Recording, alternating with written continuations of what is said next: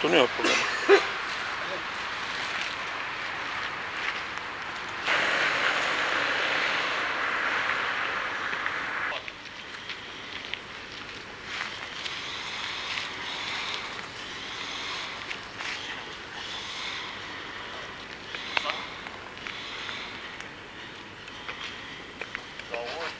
Ăștia n-au acelea, părinte. Nu mă, ăia cu drumurile, mă. Știu că ea lui, că ea sus acum. Ce nu vorbiți să vină cu taful? Să-mi doi, trebuie să-mi dai cu ea de cuvânt.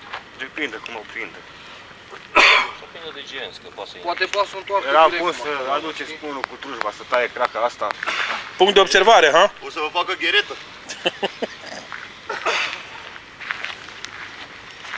Ceau, băieți. Sănătate numai.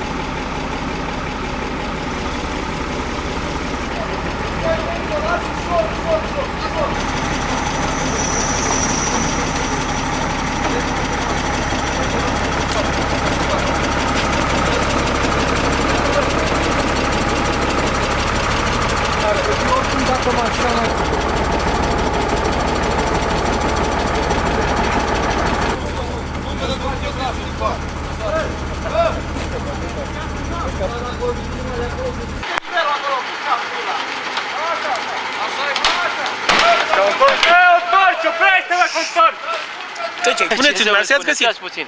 Nu, un băiat, Gabi, dar nu știu dacă e sus. El i-a scos afară. Cum erau? Nu aveau nimic. Câți au fost în mașină? Doi, un băiat și o fată. Fata au condus. Tineri? Tineri amândoi. Răniți cumva sau? Nu, nimic, absolut nimic.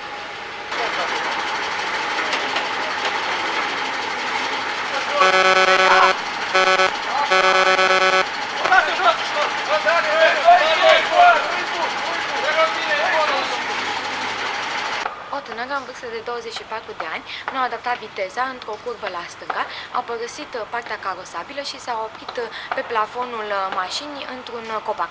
Din fericire, nici conducătoarea auto și nici pasagerul din dreapta nu au pățit nimic.